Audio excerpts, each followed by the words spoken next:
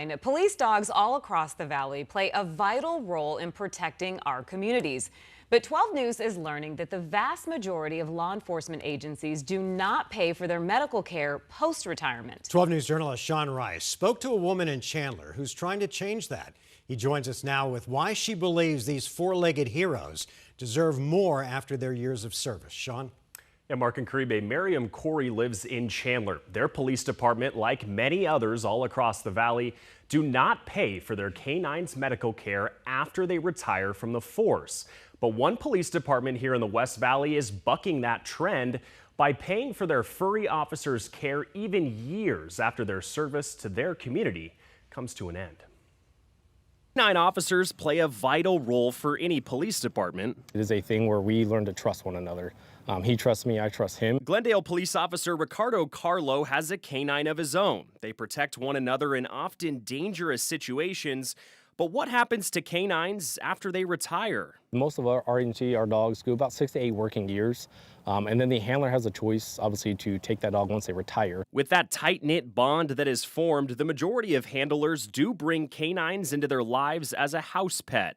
But with that comes medical expenses that can often get pricey. I didn't think it was right that they take on the sole burden of their care, especially if these dogs have been injured in service. They often have long-term medications that can add up. Miriam Corey found that the police department in her city of Chandler does not pay for canine medical care post-retirement. 12 News reached out to 10 law enforcement agencies all across the valley. All had a similar policy, forcing the canine's handler to pay out of pocket for medical care after their service comes to an end. That is, except one. At Glendale Police, the department continues to pay for annual vet checkups and treatment for any injuries sustained during their service. They've sacrificed so much for us.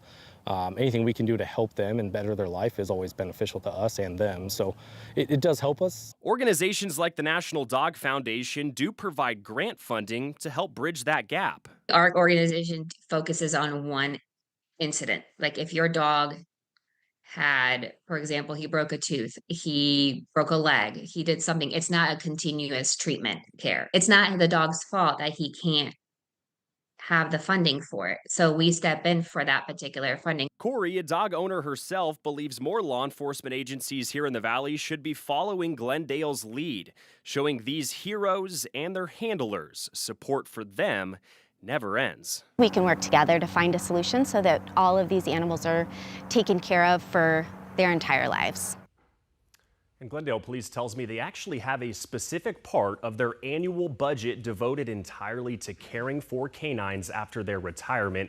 The National Dog Foundation tells me they could always use your support. So we will provide a link to donate to their organization tonight on 12news.com. Back to you guys. Sean, thanks.